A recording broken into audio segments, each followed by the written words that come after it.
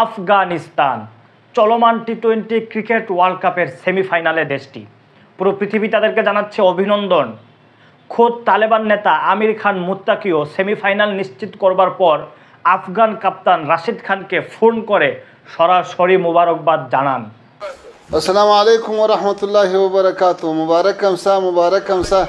আমি যদি এখন বলি যে কাবুল সহ পুরো আফগান জুড়ে এখন চলছে ক্রিকেট কেন্দ্রিক উল্লাস, তাহলে আমার কথাটা মোটেও ভুল হবে না।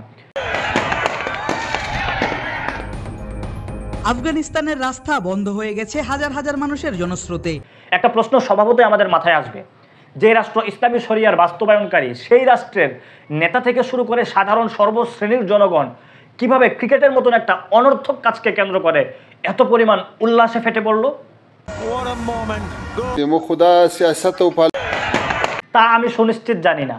তবে বৈশ্বিকভাবে যদি আপনি এই ব্যাপারটাকে একটু বিশ্লেষণ করেন, তাহলে দেখতে পারবেন আফগানিস্তানের তালেবান সরকার কর্তৃক দেওয়া ক্রিকেট টিমকে সমর্থন এটা নিতান্তই সাধারণ কোনো খেল তামাশার ইস্যু না, বরং আন্তর্জাতিক, রাজনৈতিক ও কূটনৈতিক সহ নানা ধরনের ইস্যু এর সাথে জড়িত রয়েছে। এছাড়াও কাবুলের মানুষদেরকে যখন আমরা দেখলাম মাত্রাতিরিক্ত ফ্যান্টাসিতে তারা ভুগছে এবং উল্লাসে লিপ্ত হচ্ছে, তখন তালেবান সরকারের প্রশাসন তাদেরকে সুস্পষ্টই ছত্রভঙ্গ করে দেওয়ার চেষ্টা করে। সাধারণ সকল জনগণের খেলা কেন্দ্রিক ফ্যান্টাসিতে লিপ্ত হওয়া, মাত্রাতিরিক্ত উল্লাস করা এগুলো স্বাভাবিক। এগুলোকে সমর্থন না করে যখন এদেরকে ছত্রভঙ্গ করে দিয়ে ফেরানোর চেষ্টা করা হয়, তখন আমাদেরকে পজিটিভ কোনো ধারণা দেয়, মেসেজ দেয়। তবে আমি সেগুলো তোষামোদি করছি না বা দালালিও করার জন্য আসিনি। মূলত ক্রিকেট কেন্দ্রিক এই ইস্যুটাকে কেন্দ্র করে আমার কোনো রকম ভিডিও বানানোর ইচ্ছেই ছিল না। তদুপরি এই ইস্যুটা নিয়ে আমি কথা বলতে আসলাম কেন?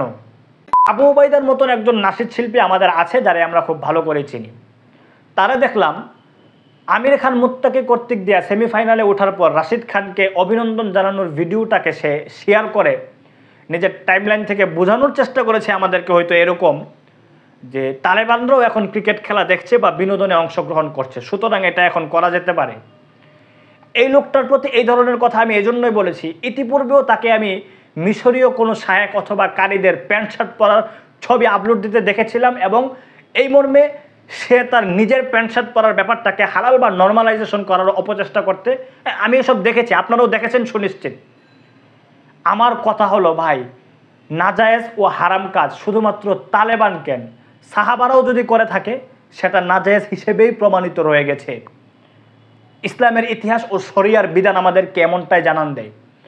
তালেবান ইসলামী শরিয়া প্রতিষ্ঠা করেছে, কিন্তু মানুষ হিসেবে তাদের পক্ষ থেকে কোনো ভুল ভ্রান্তি আসতে পারবে না, এহেন কনসেপ্ট আমি সাইফুল ইসলাম লালন করি না। সুতরাং তালেবান সরকার কর্তৃক আফগানিস্তানের ক্রিকেট টিমকে কেন্দ্র করে যারা ক্রিকেট খেলাকে হালাল মনে করছেন, আমি আপনাদেরকে বলি আপনারা শরিয়া কী জিনিস তার বিন্দু পরিমাণও জ্ঞান রাখেন না। ক্রিকেটের এই ইস্যুতে আমার কন্টেন্ট বানানোর আরও একটা রিজন আছে। কি সেটা? গতকাল আমাকে এক ভাই প্রশ্ন করেছে, ভাই বর্তমানে ক্রিকেট খেলা দেখা বা খেলা কি হারাম? যদি হারাম হয় তাহলে কেন? সুস্পষ্ট দলিল দিয়ে আমাকে উপকৃত করবেন, জাযাকাল্লাহ। এরকম একটা প্রশ্ন তিনি আমাকে লিখেছেন। দেখেন ভাই, ক্রিকেট খেলা হারাম এটা নিয়েও যদি আপনাদেরকে কন্টেন্ট বানিয়ে বোঝাতে হয়, তাহলে আমার মনে হয় আপনাদের শুধুমাত্র দিনকেন্দ্রিক ফ্যান্টাসি আছে, জ্ঞান বা ইলম বিন্দু পরিমাণও নেই। যেখানে ক্রিকেটকে কেন্দ্র করে জুয়া সুনিশ্চিত প্রমাণিত, সেখানে ইন্নামাল খামরু ওয়াল মাইসির ওয়াল আনসাবু ওয়াল আজলামু রিজজুম মিন আমালিশ শাইতান ফাজতানিবু। আল্লাহ তাআলার সুস্পষ্ট বিধান, তোমরা এই জুয়া থেকে বিরত থাকো। তো ক্রিকেট কেন্দ্রিক যখন জুয়া পুরো পৃথিবীতে ছড়িয়ে পড়েছে, তখন ক্রিকেট কী কারণে হারাম হবে সেটাকেই আরও বেশি প্রমাণ দিয়ে আপনাদেরকে বলতে হবে। তদুপরি যদি জুয়ার ইস্যুটাকে আপনি মাইনাস করেন আর আপনি খেলা দেখতে যান, তাহলে পর্দার ব্যাপারটা অবশ্যই লঙ্ঘন হবে। টিভির স্ক্রিনে বসেও যদি আপনি খেলা দেখেন, সেখানে নগ্ন নারী আপনার সামনে অবশ্যই প্রদর্শিত হবে। তদুপরি আপনি জিজ্ঞেস করছেন খেলা দেখা বা খেলা কেন নাজায়েজ বা হারাম?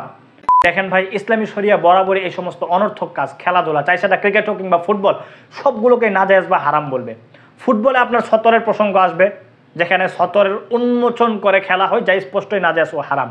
এছাড়া সময়ের অপচয়, আপনি খেলা দেখতে গেলে নামাজ আপনার কাজা করতে হয়, এ জাতীয় আরও বহু ইস্যু চলে আসবে শুধুমাত্র এই খেলা কেন্দ্রিক, যা সুস্পষ্ট নাজায়েজ ও হারাম। আর মুমিন মুসলমানরা কখনো অনর্থক কাজে নিজেদের সময় ব্যয় করে না।